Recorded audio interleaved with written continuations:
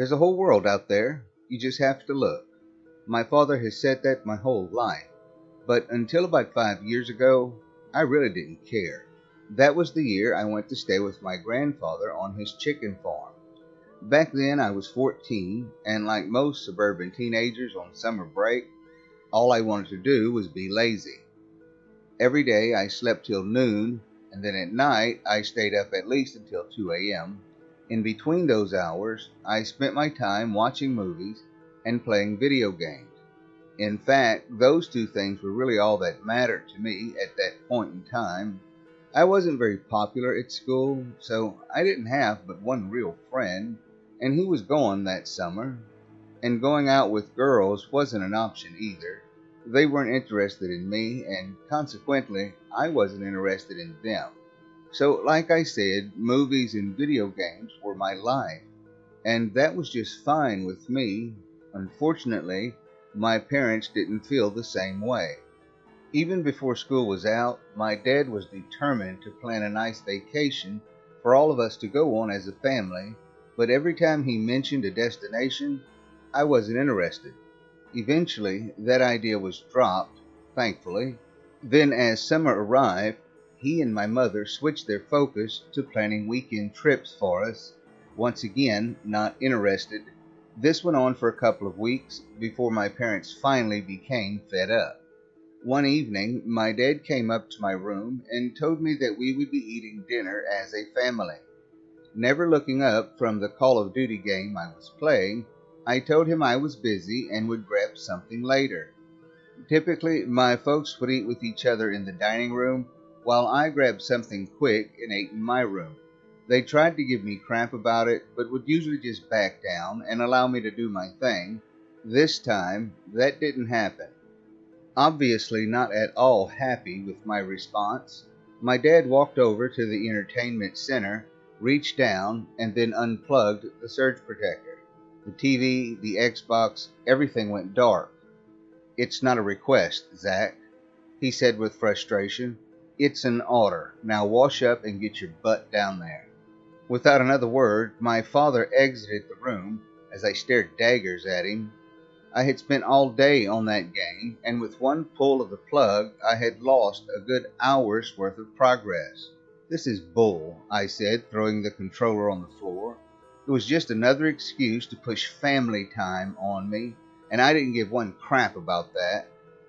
Still thoroughly pissed, I went into the bathroom and washed up before going downstairs. My parents were already seated at the table when I got there. "Have a seat, son," my dad said, motioning to the empty chair across from him. "Your mother has already taken the liberty of fixing you a plate."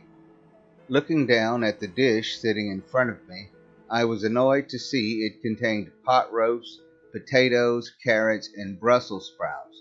Who in their right mind eats this crap? I thought to myself. "I think I'll pass," I said defiantly as I stood up. "I'll just make myself a sandwich." A look of fury settled across my father's face. "You will sit back down right now, young man," Dad said with an angry but calm voice. "You will eat everything that is on that plate, and in the meantime, you will listen without saying a word. Do I make myself clear?" Looking at my mother, I'd hoped to see some sort of dissension in her eyes in response to my dad's show of force. Instead, all I saw was a look of agreement. Apparently, I would find no ally there, so reluctantly, I did as I was told.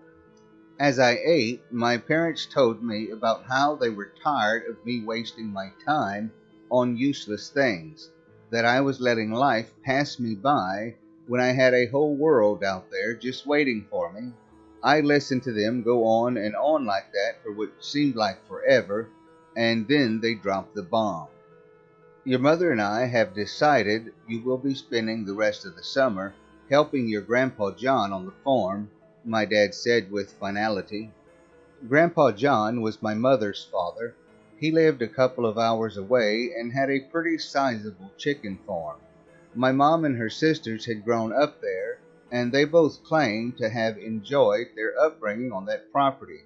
But I call BS. If it had been so great, why had they both settled in the city? There was no way in hell they would send me to stay there. But as I saw the seriousness on my dad's face, I had no choice but to wonder if he meant it. My dad continued, "Friday morning you'll get up at a reasonable time and pack a suitcase with enough clothes and anything else you'll need while away. This doesn't include your laptop, cell phone, or anything else related to video games. You'll only pack clothing and toiletries. That's it." How could they do this to me? I wondered as I stared up at the two of them. This wasn't fair, and I decided I was about to tell them so when my dad held his hand up. "I don't want to hear anything you have to say about it, son. This is for your own good. You spend way too much time on these things, and you need a break from them. Besides, maybe you'll learn something from the experience." Fat chance of that happening, I thought. Well, I at least get paid for this, I asked with contempt. Dad shook his head. "Your grandpa wanted to, but your mother and I told him that it wasn't necessary." Wow, not only was my summer ruined by having to go to Podunk Land, but I had to do it for free. I couldn't believe this crap. Finishing my food as fast as I could, I left the table and then returned to my room. I thought about turning on my game again, but even that had lost its appeal for the time being. Instead, I went to bed. Lying there, I thought about everything that had just happened. I was being royally screwed. How could my parents be so terrible? I continued to stew it over when a new thought crept into my mind. They were bluffing. They were bluffing. They were probably mad because I was uninterested in their desire for family fun and were now trying to scare me straight. Well, it wouldn't work. Besides, most likely when Friday rolled around, the whole thing would have been forgotten anyway. In the meantime, I'd play along with their game and then call them out when it didn't happen. My folks thought that they were so devious, but I knew better. Things would be just fine, I thought as I fell asleep with a triumphant grin on my face. It wasn't a bluff. When my father came home Friday afternoon to my still unpacked suitcase, he wasn't too thrilled. "Get it done, Zach," he told me, exasperated. "Your grandpa is expecting us for dinner." Disbelief washed over me. They were actually serious. Begrudgingly, I began throwing things into the large piece of luggage, and I was almost finished when a stroke of brilliance hit me. I might not be able to bring my computer, Xbox, or cell phone, but I had one more trick up my sleeve. Walking over to my desk, I dug in one of the drawers and pulled out an old Nintendo DS. It had been a birthday present when I was younger, but had been forgotten once I received my first smartphone. Unzipping the suitcase's liner, I grabbed one of my t-shirts and wrote the DS, a case of games, and the charger up in it. Then I placed the whole bundle inside before rezipping the case's liner. My mom and dad would never know it was there. A few minutes later, I came downstairs with my luggage, announcing I was ready. My father eyed me skeptically. "I think I better check your suitcase," he said coolly. With arrogant confidence, I picked up my luggage and laid it on the couch, and then gestured at it with my hands in an exaggerated "be my guest" motion. Frowning, my dad began his search. He found nothing in any of the outer compartments but the usual toothbrush, toothpaste, and deodorant. Then moving on to the main section, Dad unzipped it and began removing its hastily packed contents.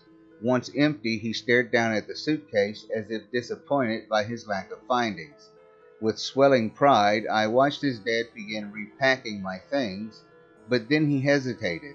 Moving aside the things he had already replaced, my father unzipped the liner, saw the bundled up shirt, and removed it. My heart sank as he unrolled it. Without a word, Dad looked at me and shook his head.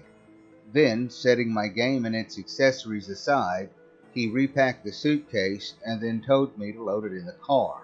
The entire trip I spent sulking in silence as my parents cheerfully talked about the scenery and how good it was going to be to see Grandpa. Trying to tune them out, I thought about the man as well. Grandpa John and I had never been particularly close, and it had been over a year since I had seen him last. We talked on the phone occasionally, but it was never for more than just a couple of minutes at a time. It wasn't that I didn't like the man or anything, I just didn't have a connection with him. To be honest, I guess I felt like he was way too old-fashioned for my blood. But the worst thing about the old man was his insistence on calling me by my full name, Zachary. I hated that with a passion. After what felt like the longest 2 hours ever, we pulled into Grandpa's driveway to find him sitting in an old rocking chair on the front porch. Standing, he watched us park and then came to greet us as we got out of the car. "There's my little girl," Grandpa said happily as he folded his sun-marked arms around my mother. "How you doing, Elizabeth?" "Pretty good, Daddy," she replied, beaming. "How've you been?" "Making it, I guess, sweetheart," Grandpa said as he released Mom. "Daniel," he said, looking at my dad, and then extending his hand, "how's life been treating you?" Firmly gripping Grandpa's hand, Dad gave it a hearty shake. "As good as could be expected, John. Been working like a dog, mostly," he said with a grin. "You know how it is." Grandpa laughed merrily. "That I do, Danny boy, that I do." The whole exchange was annoying, and I hated how my parents could slip back into their former country-fried persona so easily. It was ridiculous. The three adults exchanged a few more pleasantries, and then turned their attention to me. "Well, Zachary," Grandpa said as he fixed his sun-worn gaze on me, "I sure hope you brought your work gloves, son. We got a good bit of work to do this summer." The old man and I continued staring at one another for a moment, but then he chuckled and gave me a strong pat on the back before turning his attention back to Mom and Dad. "What you say we all go in and get something in our bellies? Dinner's just about done." It had been a long road trip, and I was more than hungry, so I gladly followed the three adults into the house. Unfortunately, my appetite shrank as I saw what was on the menu: meatloaf, steamed broccoli, and salad. It was going to be a long summer, but if anything, I'd shed some pounds because there was no way I was eating old people food the whole time.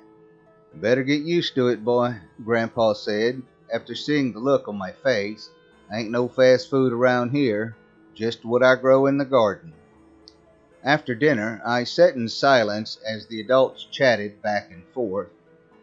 Other than the fact my parents were still dead set on me staying while they left for home the next morning, I had no interest in anything that was being said. More than once, I felt my grandfather's eyes on me. "Zachary, if you're bored with all this conversation, there's probably a good book over there on the shelf that you could read," the old man said finally. With disinterest, I looked at the man. Who in the hell would want to read a damn book? But it was better than nothing, so I stood up and walked over to the shelf anyway. A good many of the books in Grandpa's collection were by some guy named Louis L'Amour, and the covers showed images of cowboys and crap like that, and most everything else looked like religious stuff. No thanks there. Finally, I picked a book about some kid named Huckleberry Finn, and then sat back down on the table. "Oh, that's a good one," Grandpa said proudly. "You'll like it." Giving him and my parents a skeptical look, I opened the book. The next morning, my parents left as Grandpa and I stood on the porch watching, and once out of sight, he put a calloused hand on my shoulder and squeezed gently. "Well, we've seen 'em off, son, but the day's wasting. We better go see what Ezekiel's got going." With that, Grandpa stepped off the porch, and I followed after him. Ezekiel, or Zeke as he liked to be called, was a man Grandpa John had hired to help around the farm.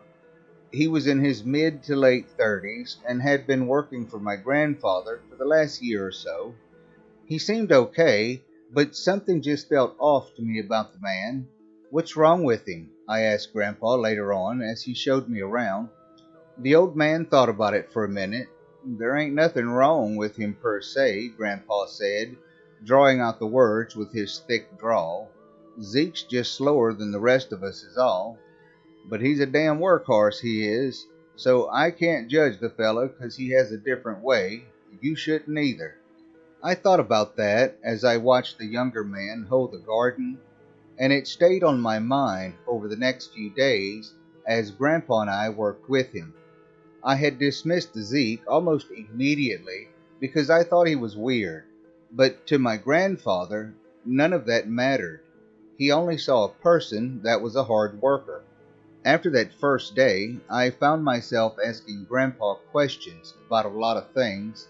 I didn't always understand some of the words he used, but the direct way he had of answering my questions was interesting to me. "I just don't see the need to beat around the bush is all," he stated when I asked him about it. We were picking vegetables in the garden, and I looked at him, confused. "What does that mean, Grandpa?" The old man grinned. "It means I don't like to bullshit people, grandson," he said with good humor. Look, Zach, every man deserves an honest answer, but not many of them are willing to listen."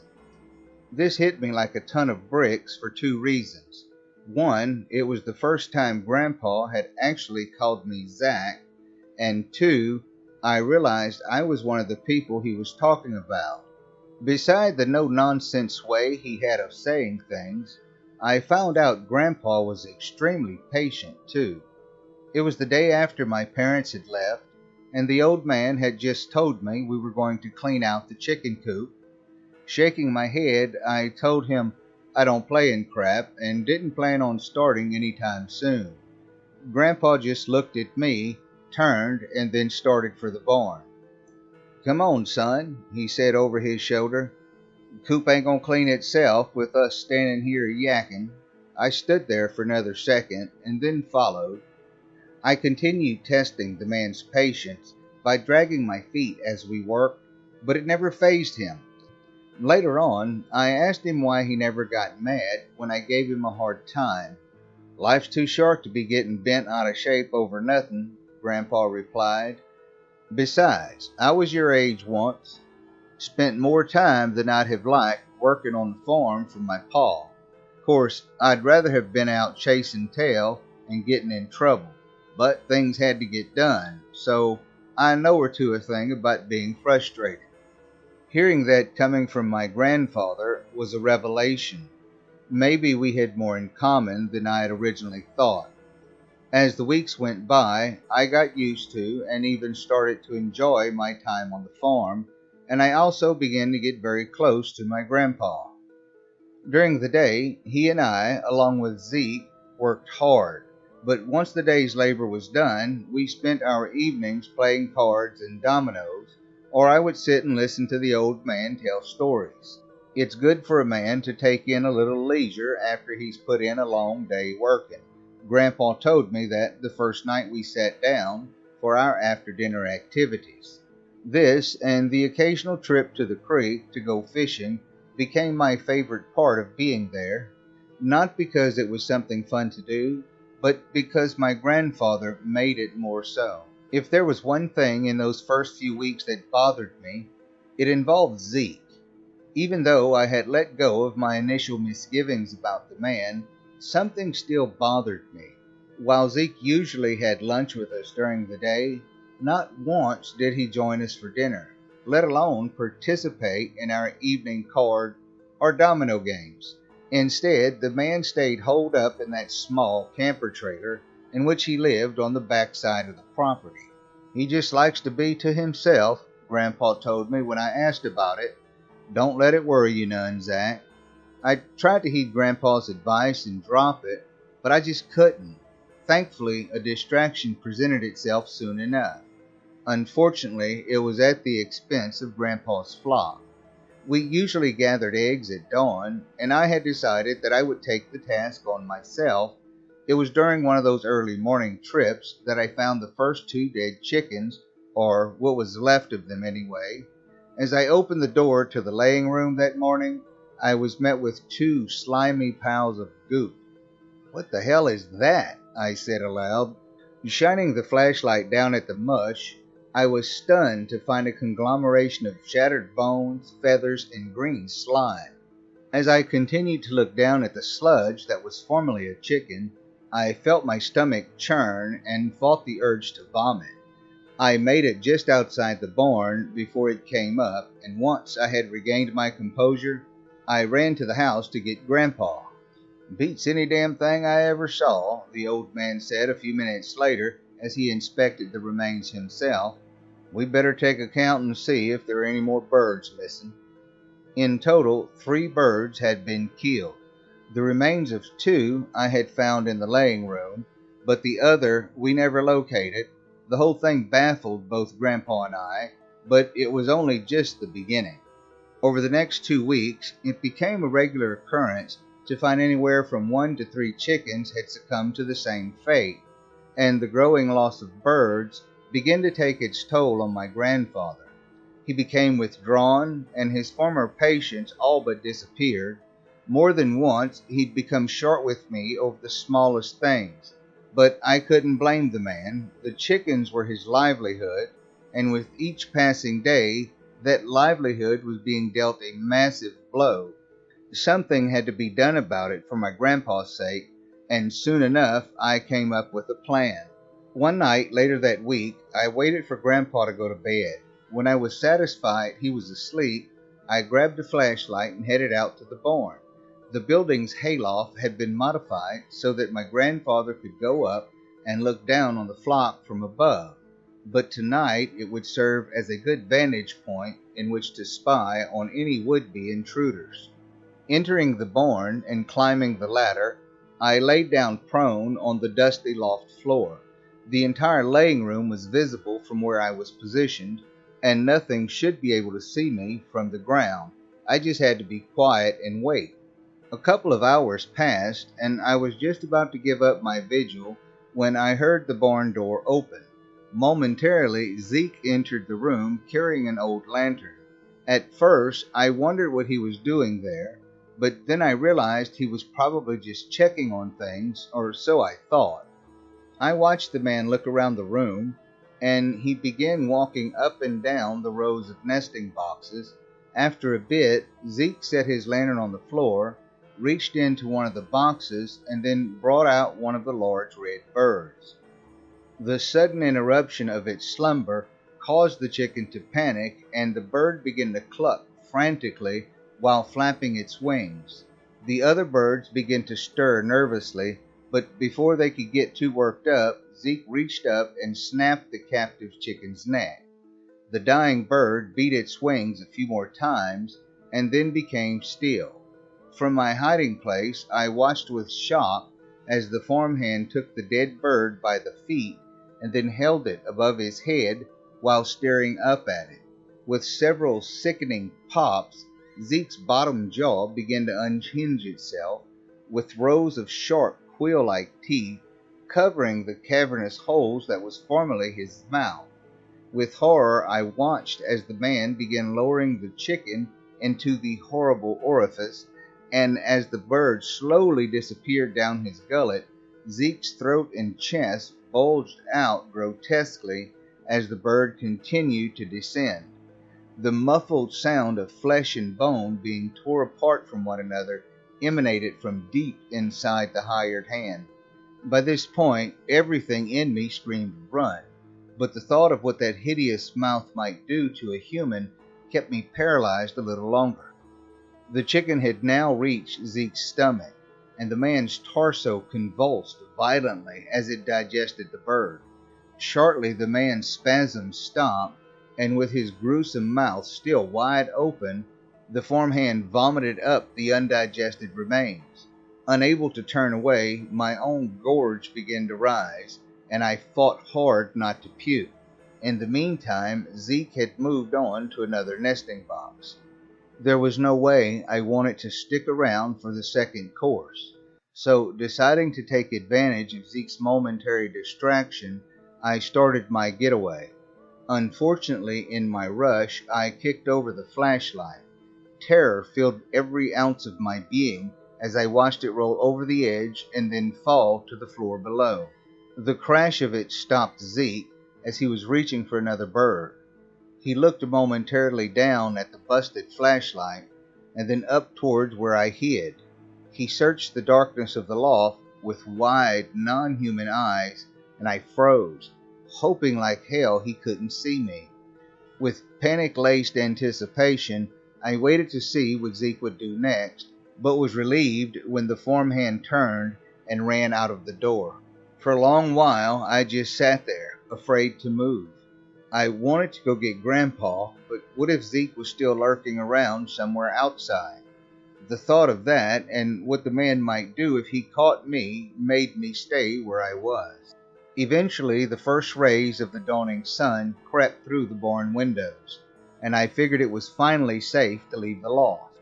As I climbed down, I scanned the barn for any signs of Zeke. Seeing nothing, I ran back to the house.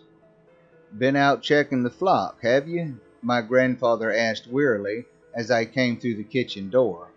I only nodded, having no idea what to tell him. "Well, what'd you find?" he asked impatiently. Wondering if he'd even believe me, I made the quick decision to keep quiet about Zeke, for the moment anyway. "Just one last night," I told him nervously. Grandpa only nodded his head and went about making breakfast. We never saw Zeke again after that night. The man, or whatever he was, had fled away without taking any of his belongings. The suddenness of the man's leaving seemed to leave Grandpa with a feeling of confusion, but to me it was a blessing. With Zeke gone, my grandfather would never have to know about what I had witnessed. The final 2 weeks of my stay were uneventful.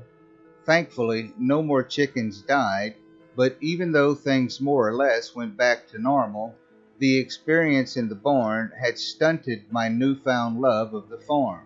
Needless to say, I was glad when my parents came to pick me up. They couldn't believe how much I had changed, and they were right. After the summer, video games and movies just didn't interest me as much.